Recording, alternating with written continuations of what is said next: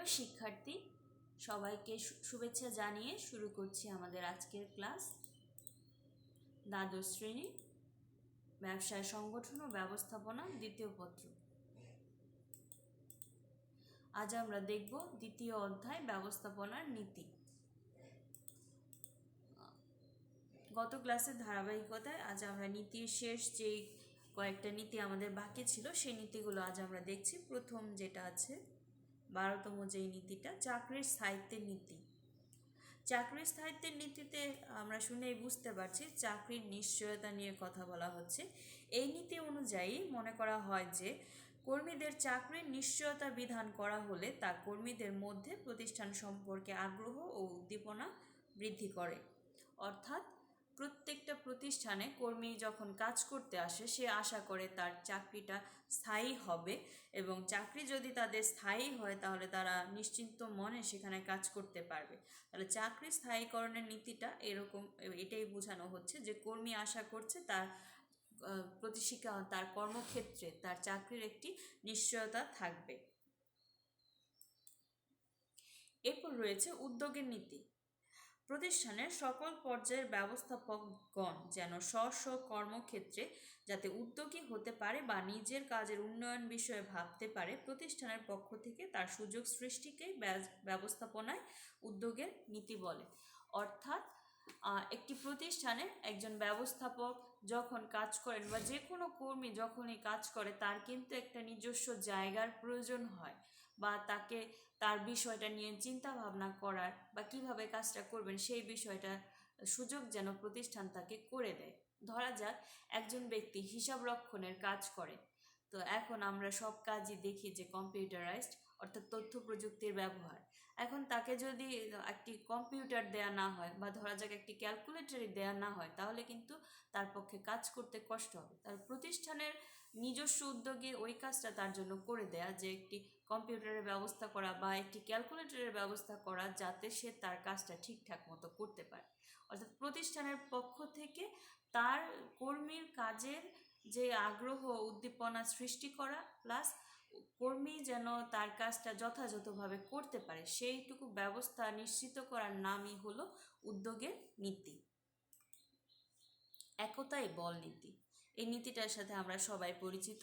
প্রতিষ্ঠানে কর্মরত সকল ব্যক্তি, বিভাগ, উপবিভাগ সব অবস্থায় সবাই যেন ঐক্যবদ্ধ হয়ে পারস্পরিক সহযোগিতার মাধ্যমে নিজেদের যে কর্মকাণ্ড তা পরিচালনা করে ব্যবস্থাপনায়, এই নীতিটাকে একতায় বল নীতি বলে।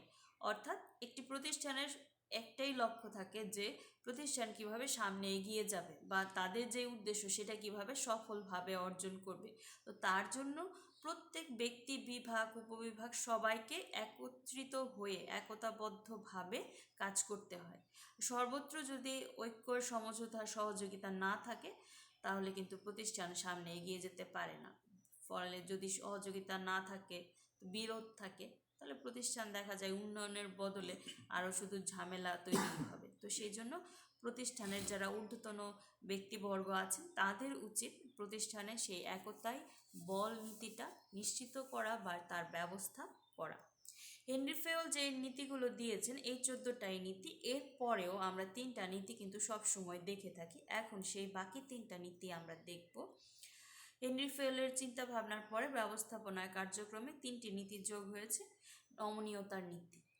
নমনীয়তা বা ফ্লেক্সিবিলিটি বলতে আমরা বুঝি আমাদের চিন্তা, কাজ, পদ্ধতিতে প্রয়োজনে পরিবর্তন এনে আমাদের যেই লক্ষ্য আছে সেই লক্ষ্য অর্জনের চেষ্টাকে বলা হয় নমনীয়তার নীতি। অর্থাৎ ব্যবস্থাপনা যেহেতু সমাজবিজ্ঞানেরই একটি শাখা, তাহলে এখানে দেখি আমরা সমাজ, আমাদের জীবনযাত্রা, আমাদের যে সভ্যতা, এটা কিন্তু দিনে দিনে পরিবর্তিত হয়। তাহলে পরিবর্তিত হওয়ার মধ্য দিয়েই কিন্তু আমরাও আমাদেরকে পরিমার্জন করে সামনে এগিয়ে যাই। যেমন এই যে এখন আপনাদের সাথে আমি যেই ক্লাসটা নিচ্ছি, আপনারা আমাদের সামনে নেই প্রায় বছরখানেক হয়, তারপরেও কিন্তু লেখাপড়া থেমে নেই, চলছে। অর্থাৎ এই যে পরিবর্তিত ব্যবস্থায় পড়াশোনা চালিয়ে যাওয়ার পদ্ধতি, এটাও কিন্তু একটি নমনীয়তার নীতিরই উদাহরণ। অর্থাৎ প্রয়োজনেই আমরা পরিবর্তন নিয়ে এসেছি আমাদের কার্যক্রমে, আমাদের চিন্তা ভাবনায়, আমাদের পাঠদানের পদ্ধতিতে, কিন্তু আমাদের যে উদ্দেশ্য যে আমাদের ছাত্রছাত্রী যারা আছে তারা অবশ্যই শিক্ষা লাভ করবে, সেই লক্ষ্যেই কিন্তু আমরা সবাই এগিয়ে যাচ্ছি। তাহলে এই নীতিটার নামই হলো নমনীয়তার নীতি। এটা কিন্তু সমস্ত প্রতিষ্ঠানেই প্রয়োজন। ভারসাম্যের নীতি। ভারসাম্যের নীতি বলতে বোঝায় প্রত্যেকটা ব্যক্তি, বিভাগ, উপবিভাগের কাজের মধ্যে সমন্বয় বিধান এবং সমান তালে এগিয়ে যাওয়ার সামর্থ্য করা। অর্থাৎ কেউ বেশি কাজের ভারে ব্যস্ত থাকবে, আবার অন্য কেউ কাজ না করে বসে থাকবে, এরকম যেন না হয়। প্রতিষ্ঠানে যেন সামগ্রিক একটা ভারসাম্য অবস্থার সৃষ্টি করা যায়, যার ফলে প্রতিষ্ঠান সামনে এগিয়ে যেতে পারে। এটাই হলো ব্যালেন্সিং বা ভারসাম্যের নীতি। সর্বশেষ নীতি ব্যতিক্রমের নীতি, অর্থাৎ সব সময় যা করি তার থেকে ভিন্ন কিছু করা, তাই হলো ব্যতিক্রমের নীতি। ব্যবস্থাপক কোন ক্ষেত্রে তার দৃষ্টি অধিক নিবদ্ধ করবে, এরূপ নীতিতে তার প্রতি আলোকপাত করা হয়ে থাকে। যেমন আমরা পড়াশোনা বা আমাদের ক্লাস বলতেই আমরা কি বুঝতাম, যে ক্লাসরুমে সমস্ত শিক্ষার্থীরা থাকবে, শিক্ষক এসে ক্লাসে পাঠদান করবে। আমরা কিন্তু এই নীতিতেই বিশ্বাসী ছিলাম বা এইভাবে আমাদের দিন চলছিল। কিন্তু করোনা মহামারী এসে আমরা কিন্তু তার ব্যতিক্রম করে ফেলেছি। ক্লাসরুমে আমাদের শিক্ষার্থী নেই, শিক্ষার্থী বাসায়, কিন্তু পাঠদান কার্যক্রম চলছে। তাহলে এই যে প্রয়োজন পরিস্থিতিতে আমরা এখন এই অনলাইন ক্লাসের দিকেই এসেছি, যেন আমরা আমাদের শিক্ষার্থীদের শিক্ষাদান করতে পারি। এটাই কিন্তু ব্যতিক্রম, অর্থাৎ অন্যান্য সময়ের মতো এটি একটি ঘটনা নয়। আগে আমরা রাস্তায় মাস্ক না পরেই চলতাম, কিন্তু এখন আমরা আমাদের প্রয়োজনে বাধ্য এটা পড়তে। তাহলে এটাও কিন্তু ব্যতিক্রম, অর্থাৎ আমাদের কখন কোন পরিস্থিতিতে কোন দিকে বেশি গুরুত্ব দিতে হবে, প্রয়োজনে আমাদের যে দৈনন্দিন চিন্তাধারা কার্যক্রম, সেই বিষয়টা ভেঙে নতুন চিন্তাধারায় কাজ করতে হবে, এই বিষয়টাকে বলা হয় ব্যতিক্রমের নীতি।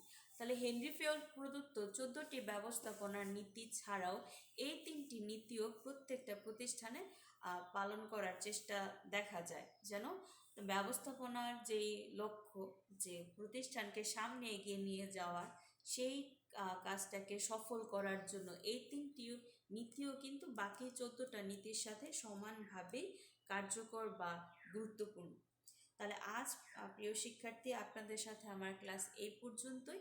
আগামী ক্লাসে আমরা পরবর্তী বিষয় নিয়ে আলোচনা করব এই চ্যাপ্টারে, যেটা আমরা দেখব আদর্শ ব্যবস্থাপকের কিছু দক্ষতা সম্পর্কে। তো সবাই ভালো থাকবেন, বাসায় পড়াশোনা করবেন। সবাইকে ধন্যবাদ।